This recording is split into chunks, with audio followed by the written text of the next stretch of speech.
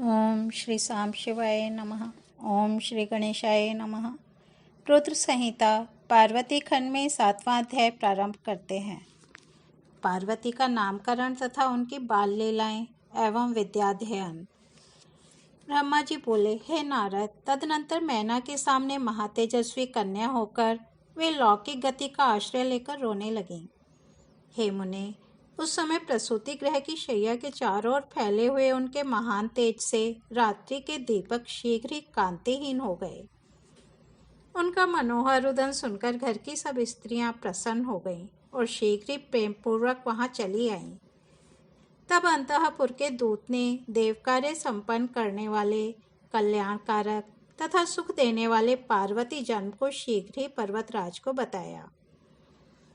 पुत्री जन्म का समाचार सुनाने वाले अंतःपुर के दूत को न्यौछावर रूप में देने हेतु उन पर्वतराज के लिए श्वेत छत्र तक अधेय नहीं रहा। तत्पश्चात पुरोहित और ब्राह्मणों के साथ गिरिराज वहां गए और उन्होंने अपूर्व कांति से सुशोभित उस कन्या को देखा। नील कमल के समान श्याम वर्ण, सुंदर कांति से युक्त तथा अत्यंत मनोरम उस कन्या को देखकर ही गिरिराज अत्यंत प्रसन्न हो गए। नगर में रहने वाले समस्त स्त्री एवं पुरुष परम प्रसन्न हुए।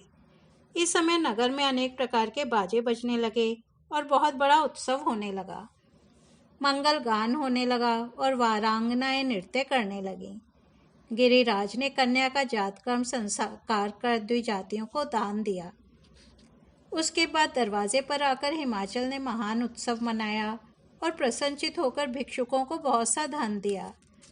तदनंतर हिमवान ने शुभ मुहूर्त में मुनियों के साथ उस कन्या के काली आदि सुखदायक नाम रखे।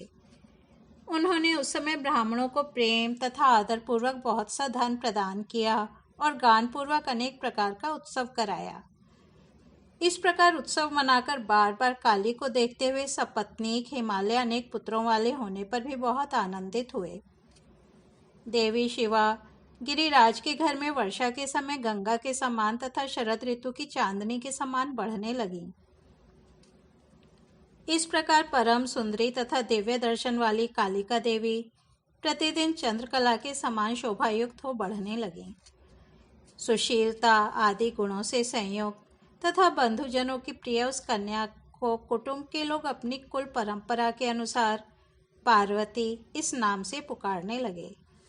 हे मुने, माता ने उन कालिका को उमा कहकर तपस्या करने से मना किया था, अतः बाद में वे सुमुखी लोक में उमा नाम से विख्यात हुईं।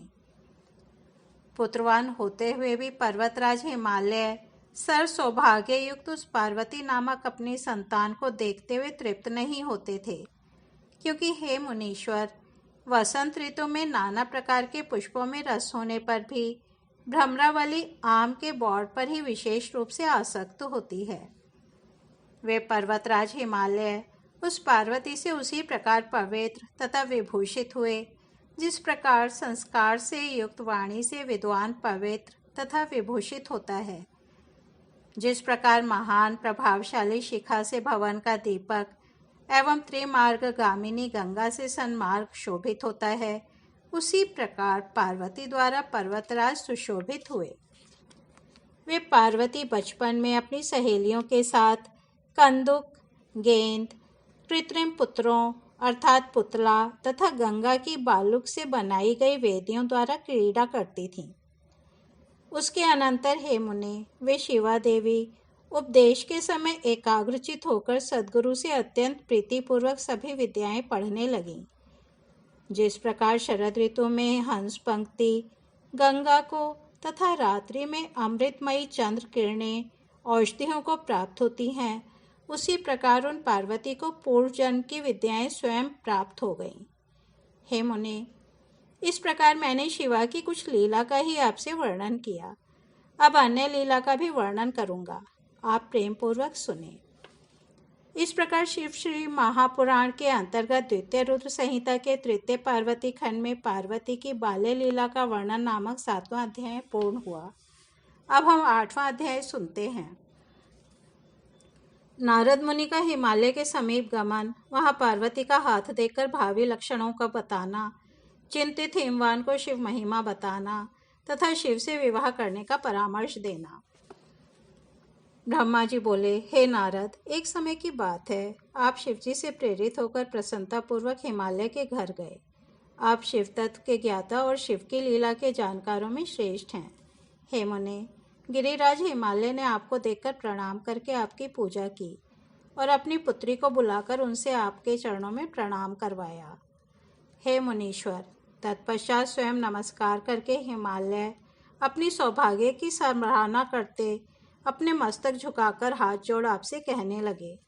हिमालय बोले, हे मुने, हे नारद, हे ज्ञानीन, हे ब्रह्मा के पुत्रों में श्रेष्ठ, हे प्रभु, आप सर्वज्ञ हैं, दयामय हैं और दूसरों के उपकार में लगे रहने वाले हैं। गुण दोष को प्रकट करने वाले आप मेरी पुत्री के जन्मफल का वर्णन कीजिए। मेरी सौभाग्यवती पुत्री किसकी पत्नी होगी? ब्रह्मा जी बोले, हे मुनि श्रेष्ठ, हे तात, गिरिराज हिमालय के ऐसा कहने पर कालिका के हाथ और विशेष रूप से उसके संपूर्ण अंगों को देखकर कौतुकी, बोलने में चतुर, ज्ञानी और सभी वृत्तांतों को जानने वाले आप नारद प्रसन्नचित होकर पर्वतराज से कहने लगे। नारद बोले, हे शैलराज, हे मैने, आपकी यह पुत्री चंद्रमा की आदि कला के समान बढ़ रही है। यह समस्त शुभ लक्षणों से संपन्न है। यह अपने पति के लिए अत्यंत सुखदायिनी, माता पिता की कीर्ति को बढ़ाने वाली, समस्त नारियों में परम साध्वी और स्वजनों को सदा महान आनंद देने वाली होगी। हे गिरे, आपकी पुत्री के हाथ में उत्तम लक्षण विद्यमान हैं। केवल एक रेखा विलक्षण है। उसका फल यथार्थ रूप से सुनिए। इसे ऐसा पति प्राप्त होगा जो योगी, नग्न, निर्गुण, निष्काम, माता पिता से रहित, मानविहीन और अमंगल वेश वाला होगा। ब्रह्मा जी बोले, हे नारद, आपकी इस बात को सुनकर और सत्य मानकर वे मेना तथा हिमालय दोनों पति पत्नी बहुत दुखी हुए। परंतु हे मुने, जगदम्बा शिवा आपके इस प्रकार के वचन को सुनकर और इन लक्षणों से युक्त उन शिव को मानकर मन ही मन अत्यंत हर्षित हुई। नारद जी की बात कभी झूठ नहीं हो सकती, यह सोचकर वे शिवा शिव के युगल चरणों में संपूर्ण हृदय से अत्यंत स्नेह करने लगी। हे नारद, उस समय मन ही मन दुखी हो हिमवान ने आपसे कहा, मुने, उस रेखा का फल सुनकर मुझे बड़ा दुख हुआ है। मैं क्या उपाय करूं? हे मुने, यह सुनकर महान कौतुक करने वाले और वार्तालाप विशारद आप मंगलकारी वचनों द्वारा हिमालय को हर्षित करते हुए कहने लगे। नारद जी बोले, हे गिरिराज, आप स्नेहपूर्वक सुनिए। मेरी बात सच्ची है, वह झूठी नहीं होगी। हाथ की रेखा ब्रह्मा जी की लिपि है, निश्चय ही वह मिथ्या नहीं होती है। हे शैल, इसका पति वैसा ही होगा, इसमें संशय नहीं है, परंतु आप इसके उपाय को प्रेम पूर्वक सुनिए, जिसे करके आप सुख प्राप्त करेंगे। उस प्रकार के वर तो लीला रूपधारी प्रभु शिव ही हैं। उनमें समस्त कुलक्षण सद्गुणों के समान ही हैं। समर्थ पुरुष में दोष दुख का कारण नहीं होता, असमर्थ में ही वह दुखदायक होता है। इस विषय में सूर्य, अग्नि और गंगा का दृष्टांत जानना चाहिए। इसलिए आप विवेकपूर्वक अपनी कन्या शिवा को शिव को अर्पण कीजिए। भगवान शिव सर्वेश्वर, सबके सेव्य, निर्विकार, सामर्थ्यशाली और अविनाशी हैं। विशेषतः वे तपस्या से वश में हो जाते हैं। अतः यदि शिवा तप करे तो शीघ्र ही प्रसन्न होने वाले वे शिव उसे अवश्य ग्रहण कर लेंगे। सर्वेश्वर शिव सब प्रकार से समर्थ तथा वज्र का भी विनाश करने वाले हैं। ब्रह्मा जी उनके अधीन हैं तथा वे सबको सुख देने वाले हैं। ब्रह्मा जी बोले, हे तात, हे ब्रह्मविद, हे मुने, ऐसा कहकर कौतुक करने वाले आपने शुभ वचनों से गिरिराज को हर्षित करते हुए पुनः कहा, पार्वती भगवान शंकर की पत्नी होंगी और वह सदा रुद्रदेव के अनुकूल रहेंगी, क्योंकि यह महासाध्वी और उत्तम व्रत का पालन करने वाली हैं तथा माता पिता के सुख को बढ़ाने वाली है। यह तपस्विनी भगवान शिव के मन को अपने वश में कर लेगी और वे भी इसके सिवा किसी दूसरी स्त्री से विवाह नहीं करेंगे। इन दोनों का जैसा प्रेम है वैसा प्रेम ना तो किसी का हुआ है, न इस समय है और न आगे होगा। हे गिरिश्रेष्ठ, इन्हें देवताओं के कार्य करने हैं। उनके जो कार्य नष्ट प्राय हो गए हैं उन सब का इनके द्वारा पुनः उद्धार होगा। हे गिरे, आपकी इस कन्या से भगवान हर अर्धनारीश्वर होंगे। इन दोनों का पुनः हर्षपूर्वक मिलन होगा। आपकी यह पुत्री तपस्या के प्रभाव से सर्वेश्वर महेश्वर को संतुष्ट करके उनके शरीर के आधे भाग को अपने अधिकार में कर लेगी। यह आपकी कन्या अपनी तपस्या से उन शिव को संतुष्ट कर विद्युत तथा सुवर्ण के समान गौर वर्ण की होगी। इसलिए यह कन्या गौरी नाम से विख्यात होगी और ब्रह्मा, विष्णु तथा समस्त देवगण इसका पूजन करेंगे। हे गिरिश्रेष्ठ, आप इस कन्या को किसी दूसरे के लिए नहीं देना और इस रहस्य को देवताओं से कभी प्रकट नहीं करना। ब्रह्मा जी बोले, हे देवर्षि, हे नारद, हे मुने, आपका यह वचन सुनकर वाक्य विशारद हिमालय आपसे यह वाक्य कहने लगे। हिमालय बोले, हे मुने, हे नारद, हे प्राज्ञ, मैं आपसे कुछ निवेदन कर रहा हूँ। आप उसे प्रेमपूर्वक सुनिए और आनंद का अनुभव कीजिए। सुना जाता है कि वे महादेव जी आसक्तियों का त्याग करके अपने मन को संयम में रखते हुए नित्य तपस्या करते हैं और देवताओं की भी दृष्टि में नहीं आते। हे देवर्षि, ध्यान मार्ग में स्थित हुए वे भगवान शंकर परब्रह्म में लगाए हुए अपने मन को किस प्रकार विचलित करेंगे, इस विषय में मुझे महान संशय है। दीपक की लौ के समान प्रकाशमान, अविनाशी, प्रकृति से परे, निर्विकार, निर्गुण, सगुण, निर्विशेष और निरीही जो परब्रह्म है, वही उनका अपना सदाशिव नामक स्वरूप है। अतः वे उसी का सर्वत्र साक्षात्कार करते हैं, किसी बाह्य वस्तु पर दृष्टिपात नहीं करते। हे मुने, यहाँ आए हुए किन्नरों के मुख से उनके विषय में नित्य ऐसा सुना जाता है, क्या यह बात मिथ्या ही है? विशेषतः यह बात भी सुनने में आती है कि उन भगवान हर ने पूर्व समय में सती के समक्ष प्रतिज्ञा की थी। उसे मैं कहता हूँ, आप सुने। उन्होंने कहा था, हे दाक्षायणी, हे सती, हे प्रिय, मैं तुम्हारे अतिरिक्त दूसरी स्त्री का ना तो वरण करूँगा और ना तो उसे पत्नी रूप में ग्रहण करूँगा। यह मैं तुमसे सत्य कहता हूँ। इस प्रकार सती के साथ उन्होंने पहले ही प्रतिज्ञा कर ली है। अब सती के मर जाने पर वे स्वयं दूसरी स्त्री को कैसे ग्रहण करेंगे? ब्रह्मा जी बोले, हे देवर्षि, यह कहकर उन गिरि ने आपके सामने मौन धारण कर लिया। तब इसे सुनकर आप तत्पूर्वक यह बात कहने लगे।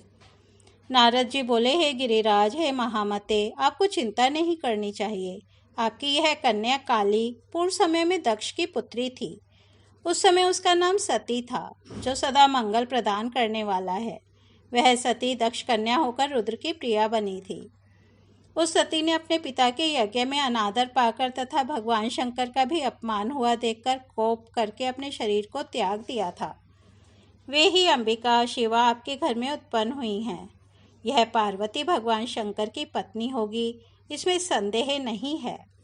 ब्रह्मा जी ने कहा, हे मुने, उस समय आपने पार्वती का यह सब प्रीतिवर्धक पूर्वजन तथा चरित्र विस्तार पूर्वक गिरिराज से कहा था।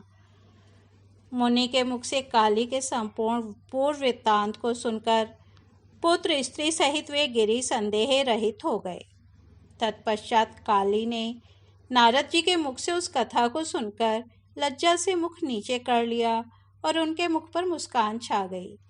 उसके चरित्र को सुनकर हाथ से उसका स्पर्श करके और बार बार उसका मस्तक सूंघकर हिमालय ने उसे अपने आसन के पास बैठाया। तब हे मुने, आप वहाँ बैठी हुई उस काली को देखकर पुत्रों सहित गिरिराज एवं मैना को प्रसन्न करते हुए कहने लगे, हे शैलराज, इस पार्वती के बैठने के लिए यह सिंहासन क्या है? इसका आसन तो सदा शंभु का उरु देश होगा। यह तुम्हारी तनया शिवजी के उरु का आसन प्राप्त करेगी, जहाँ किसी की दृष्टि अथवा मन तक नहीं जा सकेगा। ब्रह्मा जी बोले, हे नारद, इस प्रकार आप गिरिराज से उदार वचन कहकर वहाँ से स्वर्ग चले गए और वे गिरिराज भी चित्त में प्रसन्न होकर संपूर्ण समृद्धियों से युक्त अपने घर चले गए। इस प्रकार श्री शिव महापुराण के अंतर्गत द्वितीय रुद्र संहिता के तृतीय पार्वती खंड में नारद हिमालय संवाद वर्णन नामक 8वां अध्याय पूर्ण हुआ। कल हम 9वां अध्याय सुनेंगे। तब तक यहीं विराम देते हैं। ओम नमः शिवाय।